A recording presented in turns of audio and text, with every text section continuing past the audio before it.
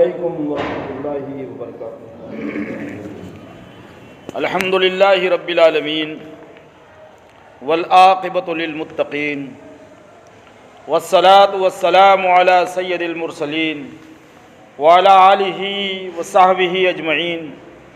ان اللہ وملائکتہ یصلون علی النبی یا ایہا الذین آمنوا صلوا علیہ وسلموا تسلیما۔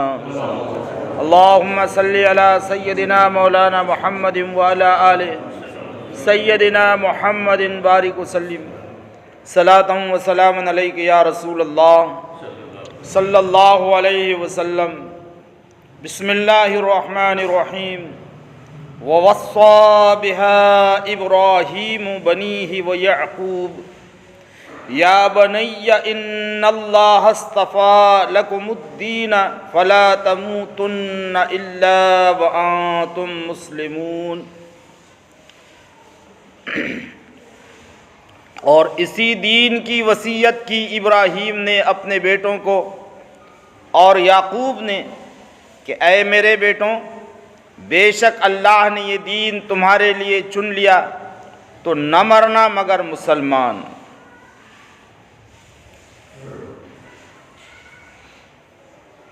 اللہ کی توفیق اور اس کے مدد کے تحت سورۃ البقرہ شریف کے 16ویں رکوع کی یہ 132ویں آیت مبارکہ ہے، جس کو پڑھنے اور سننے کا آج شرف حاصل ہوا۔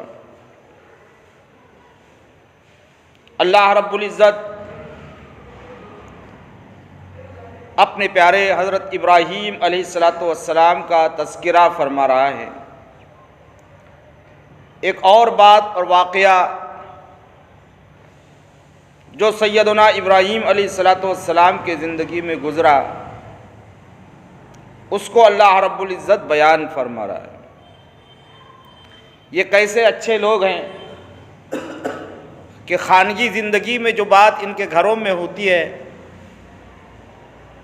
باپ بیٹوں کا مکالمہ ہے، باپ بیٹے سے کچھ کہہ رہا ہے اور اللہ اس کو ہزاروں سال بعد قرآن میں بیان فرما رہا ہے۔ کیا پیارے لوگ ہیں یہ، کیا اچھے لوگ ہیں، کیا پاک لوگ ہیں کہ ان کے گھر کا تذکرہ بھی لوگوں سے نہیں کروایا، پہلے خود کر دیا، اب دنیا کرتی رہی۔ سبحان اللہ، سبحان اللہ۔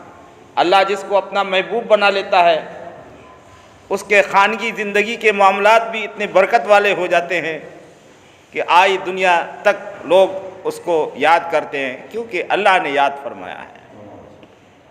ووصى، اور وصیت کی ابراہیم نے۔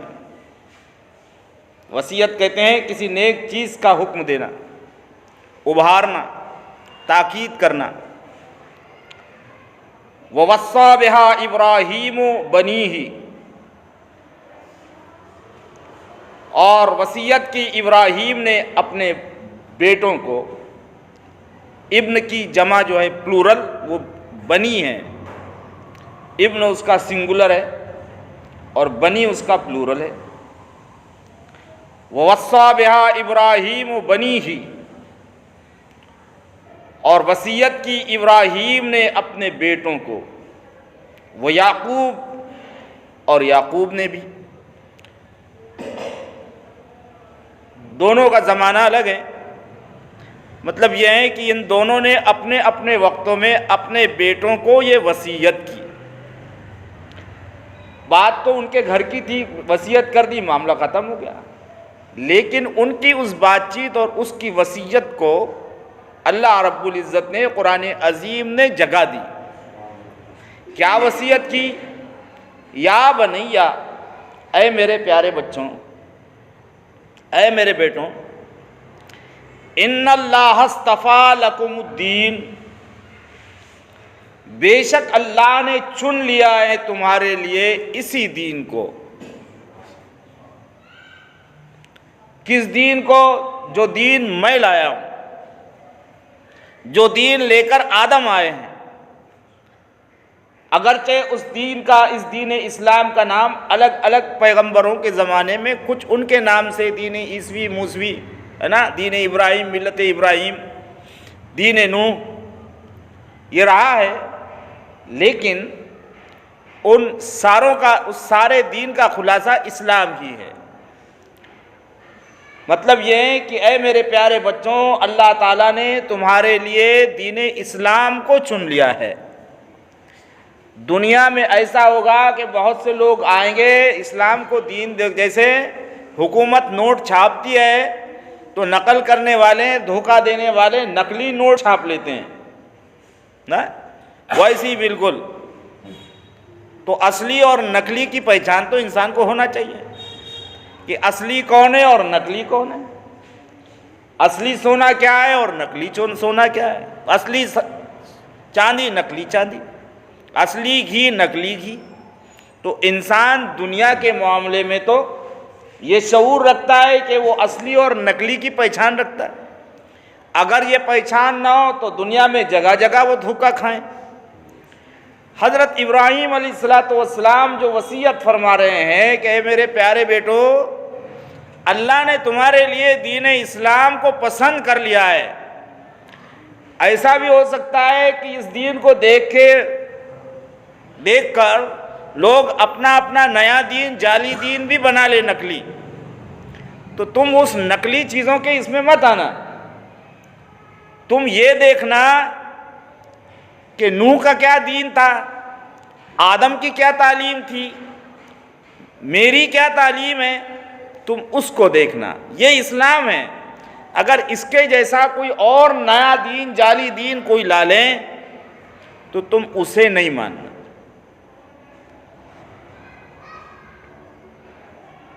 ان اللہ اصطفیٰ لکم الدین، تو بے شک اللہ نے یہ دین تمہارے لیے چن لیا ہے۔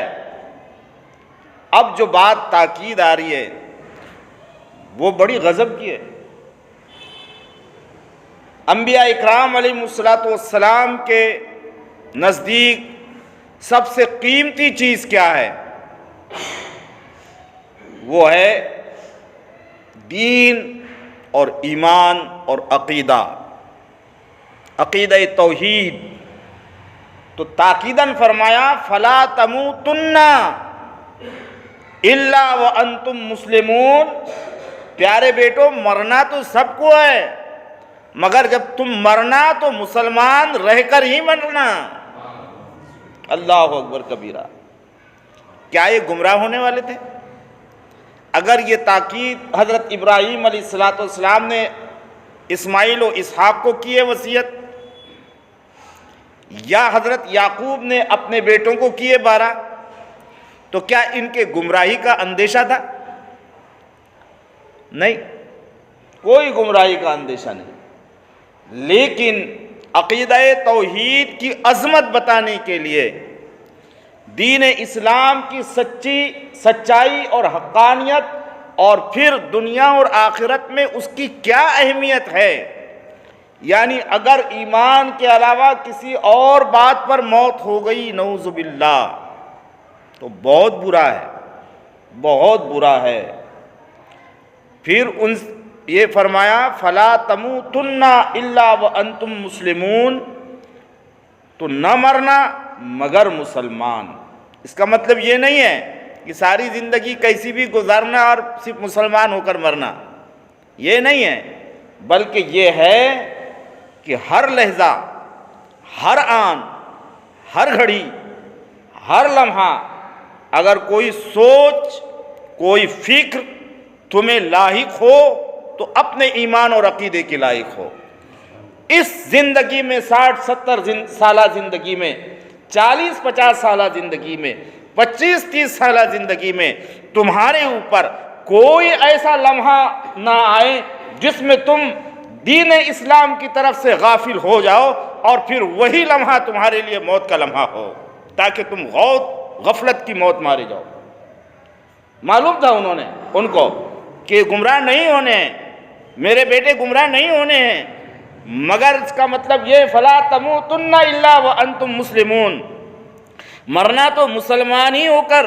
مطلب یہ ہے کہ عقیدہ توحید و رسالت تو تم پکڑے ہوئے ہیں، اے میرے پیارے بیٹوں، غفلت کا کوئی دھبا بھی تمہارے دامن کو داغدار نہ کر پائے۔ فلا تموتن الا وانتم مسلمون، مرنا مگر مسلمان ہو کر، یعنی مطلب کہ غفلت بھی تمہارے قریب نہ آئے۔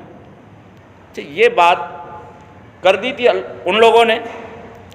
اس بات کو قرآن عظیم میں کیوں درج کیا گیا؟ بات تو ہو گئی تھی نا، اس پر عمل بھی کر لیا، وہ بھی سب عظمت کے ساتھ گئے، عزت کے ساتھ گئے دنیا سے، اس میں کیوں بیان کیا؟ یہ سبق ہے ہمارے لیے، یہ سبق ہے ہمارے لیے۔ امت محمد صلی اللہ علیہ وسلم پر کو یہ واقعہ کیوں یاد دلایا گیا قرآن کے ذریعے؟ تاکہ یہ بات اب ہمیں یاد رکھنا ہے ہماری زندگی میں کہ ہمیں کیا کرنا ہے۔ ہمیں بھی وہی کرنا ہے جو ابراہیم و یعقوب علیہ السلام نے کیا ہے، وصیت کرنا ہے، نصیحت کرنا ہے، اپنے بچوں کو دین اسلام کی طرف سے ہمیشہ الرٹ رکھنا ہے۔ یہ ہمارے لیے اس میں انہوں نے تو کر دی، پھر اس واقعے کو اللہ نے اس میں بیان کیا۔ اس سے ان پیاروں کی عظمت بھی پتہ لگتی ہے کہ اللہ کے نزدیک ان کے خانگی زندگی کے معاملات بھی کتنے عظیم اور قربت والے تھے۔ اور پھر یہ واقعہ اس لیے قرآن پاک میں درج کیا کہ جب ہم اپنی خانگی زندگی گزارے اپنے گھروں میں تو ہم حضرت ابراہیم کے اس واقعے کو یاد رکھیں اور ہمیشہ اپنے بچوں کو عقیدہ توحید و رسالت و قیامت و آخرت و قبر و حشر و پل صراط و میزان، یہ سارے عقائد کی تلقین کرتے رہے، تنبیہ کرتے رہے، تاکہ ہمارے بچے، ہماری نسلیں راہ راست پر رہیں۔ تو ہمیں بھی چاہیے کہ ہم اپنے بچوں کو، ہمیں سارا وقت ہے، ہر چیز کا وقت ہے، لیکن اگر ایک 10 منٹ بھی اگر ہم اپنی اولاد کے لیے اس لیے نہیں نکال پاتے تاکہ ہم کسی 10 منٹ میں ان کو یہ تنبیہ کریں کہ بیٹا عقیدہ درست رکھنا چاہیے، بد عقیدوں سے محفوظ رہنا چاہیے، ہر اس چیز سے دور رہنا چاہیے جو عقیدے اور عمل کو مسمار کر دیتی ہے نا۔ ہمارے لیے اس میں بڑا سبق ہے۔ ہمیں چاہیے کہ ہم حضرت ابراہیم و اسماعیل و یعقوب علیہ السلام کے اس طرز زندگی کو اپنائیں۔ یہ بیان ہی کیا گیا اس لیے کیونکہ لقد کان فی قصصہم لعبرۃ لأولی الابصار، اللہ رب العزت اپنے پیغمبروں کے، نبیوں کے، رسولوں کے، بزرگوں کے، محبوبوں کے واقعات بیان کیوں کرتا ہے؟ تو اس کی وجہ بھی اللہ نے خود بیان کر دی۔ لقد کان فی قصصہم، بے شک ضرور ان کے ان واقعات میں لعبرۃ لأولی الابصار، آنکھ والوں کے لیے بڑی نصیحت ہے۔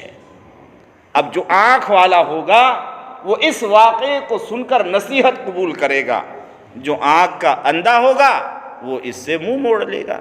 الحمدللہ ہم کو اللہ نے بصارت کے ساتھ دینی بصیرت بھی عطا فرمائی ہے، شعور بھی عطا فرمایا ہے۔ اب ہمیں اپنے شعور دینی سے کام لینا ہے اور حضرت ابراہیم و اسماعیل علیہ السلام کے اس طرز زندگی کو اپنی زندگی میں اتارنا ہے۔ اللہ رب العزت خیر کی توفیق عطا فرمائے۔ اللہم ربنا تقبل منا انک انت السمیع العلیم، ربنا وتب علینا انک انت التواب الرحیم، اللہم انک عفو تحب العفو فاعف عنا یا رب العالمین۔ ان اللہ ملائکتہ یصلون علی النبی یا ایھا الذین آمنوا صلوا علیہ وسلموا تسلیما۔ اللہم صلی وسلم وبارک علی سیدنا محمد وآلہ دائما ابدا۔ سبحان ربک رب العزۃ عما یصفون وسلام علی المرسلین والحمد للہ رب العالمین بحق لا الہ۔